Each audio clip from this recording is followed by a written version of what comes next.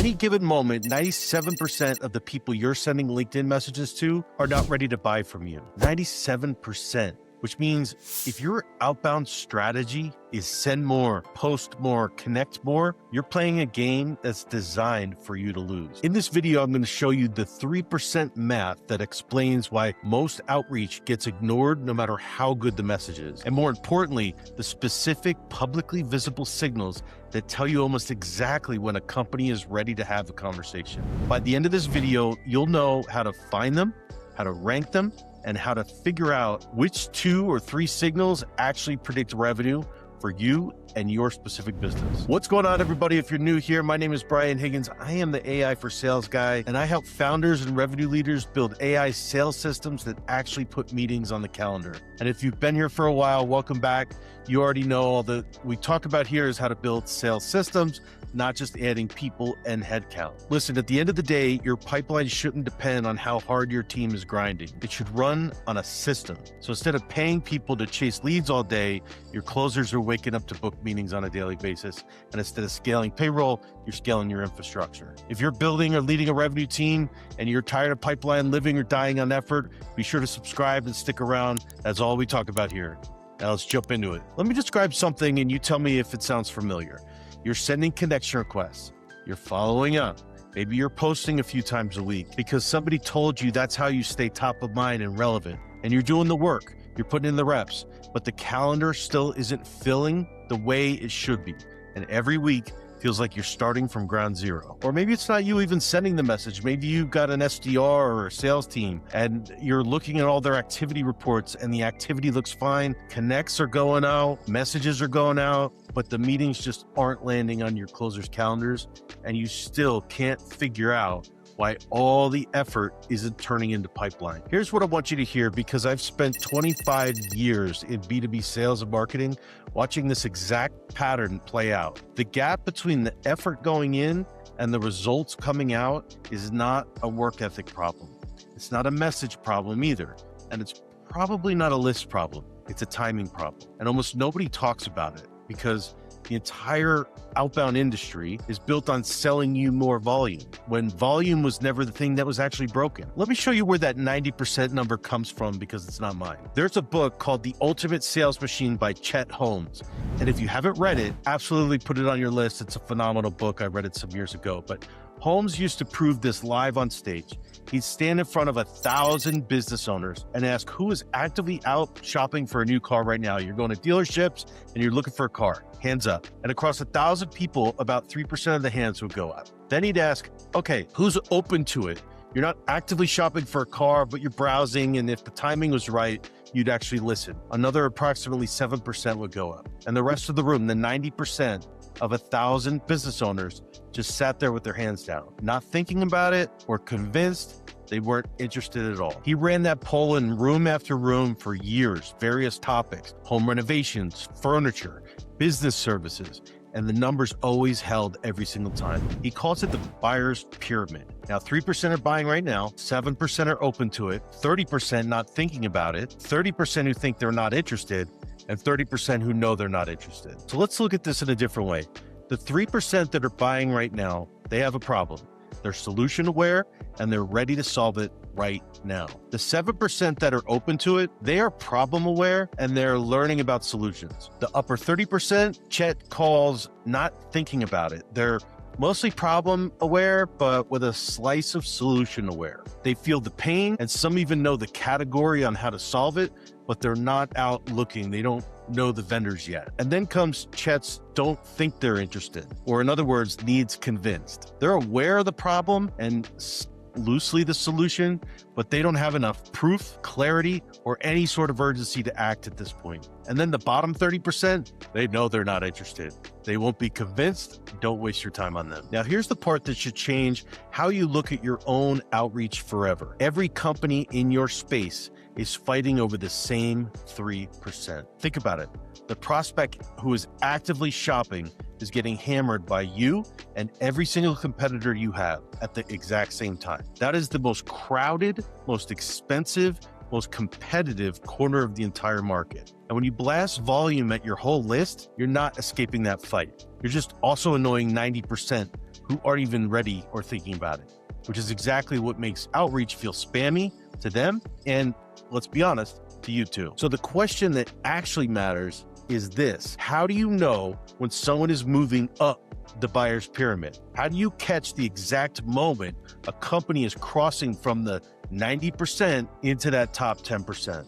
The answer is that companies broadcast it publicly, constantly. Most people just never learn to look for it. These broadcasts are called signals. A signal is a timing and intent indicator, a real-world visible event that tells you a company just entered a window where what you do became relevant to them. So let me walk you through the major ones, and more importantly, why each one opens up a window for you, because the why is what lets you pick the right signals for your specific business instead of just trying to copy what everyone else is doing or somebody else's list. Let's start with the signal of job changes. When someone steps into a new leadership role, especially like a VP of sales or chief revenue officer or a head of growth, they arrive with something to prove and roughly a 90-day window to show impact in their new job. New leaders have to reshape budgets, and they are actively hunting for wins. If what you sell helps them win faster, the weeks right after a role change are the single best time you will ever have to reach out to that person. Next, let's look at the signal hiring surges. They're hiring a bunch of people. So when a company posts 3 SDR roles in a month, for example, or suddenly staffs up a customer success team,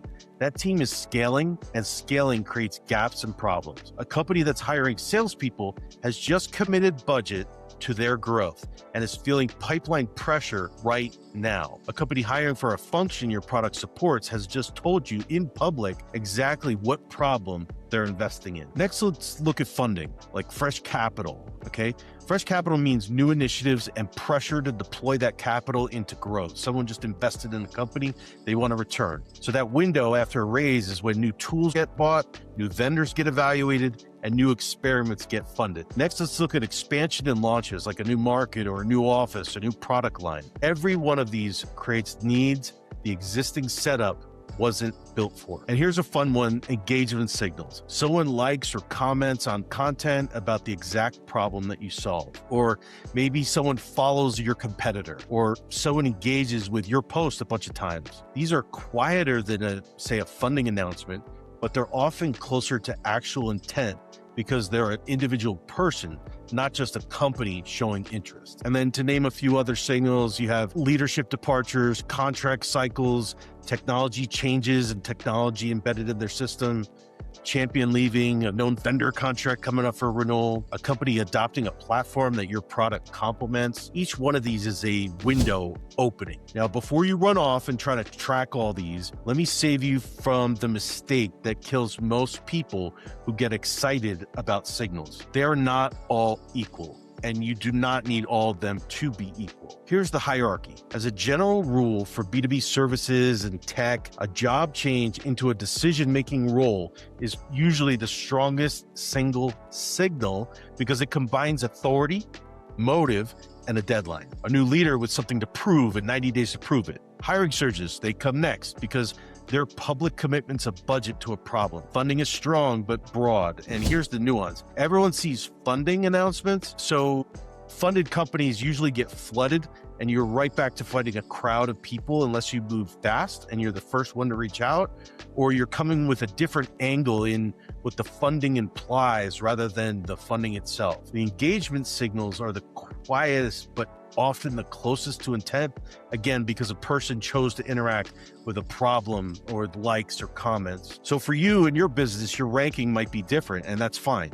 The point is to rank it, not to just collect the data or go back to spraying and praying across a bunch of signals. Then there's the tier above them all, and almost nobody talks or thinks about this. It's compound signals. When 2 signals stack on the same company, for example, a new CRO arrives, a chief revenue officer, and within a month, that company is posting 3 SDR roles. That's not 2 windows. That is 1 window twice as hot. A new leader is building a team, which means new processes, new tools, new vendors right now. When you see a compound signal in your market, the account should go to the top of your list ahead of everything else. One more thing, because this is where people assume they need some expensive data platform and to start. You really don't. Job changes announce themselves right inside your LinkedIn feed. Hiring surges are sitting in the public job postings, job boards. You could go look at any target account's career page right now and see who they're hiring for. Funding is public record. It's in the press every day. And engagement is literally right in front of your eyes. Who liked, who commented, who follows who, and who follows what. That information has been available this whole time. What's been missing is a deliberate practice at looking at it. So here's the line I want you to take from this video. You are not short on leads. You're short on timing. The leads have been there in your market the entire time. You just haven't had a way to see which ones are ready. And once you learn to see signals, you can never unsee them. And cold outreach stops feeling cold. Let me make this more concrete, because we run signal-based outreach at both ends of the market for our customers. For small operators who are trying to get more consistent pipeline, and for enterprise brands like Panasonic and Cradlepoint Ericsson. And here's what's interesting. The signal maps are all completely different. For example, we have one telecom adjacent client where hiring surges in specific technical roles were the dominant signal for them, because those hires meant a network build out was coming. For a smaller services client, it was a job change because new revenue leaders were the ones willing to try a new vendor. Same method, completely different map. The mechanism really doesn't care about the company size. The map has to fit the business. Another example, we did this for a B2B services client that did cleaning and restoration services for commercial properties. Think strip malls. And we found that M&A activities and new leadership roles were what was driving their growth. Their past top deals were expanding into new locations. They were acquiring companies, or a new leader had just arrived within the past 60 to 90 days. And I'll tell you the change that surprised us most when we made this shift ourselves. It wasn't just the reply rate, although that 4x'd. It was how outreach felt. When you reach someone the same week that their entire world has just changed in a way that makes you relevant and timely, you're not interrupting them. You're not begging for a meeting. The conversation just makes sense to the person on the other end. Good timing buys you the right to be in someone's inbox. Now, let me give you an exercise that makes this whole video actionable, because I don't want you leaving with just theory. It's called the Ten-Deal Lookback, and it's how you figure out which signals actually matter for your specific business. Pull your last 10 deals that you closed. For each one, ask, what was happening at that company in the 90 days before they bought or started meeting with us? Was there a new leader, funding raise, a hiring push, a launch, a vendor change? Write it down for each deal and start to look for a pattern. Let me walk one through so you can understand it. Say you sell managed IT services to mid-market healthcare companies.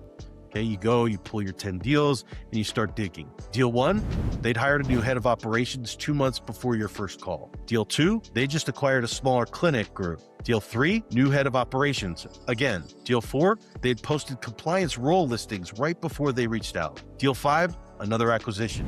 By the time you're through all 10, the pattern is staring right at you. 7 of your 10 deals had either a new operations leader or an acquisition event in the quarter before they bought. That's not a coincidence. That's called a signal map.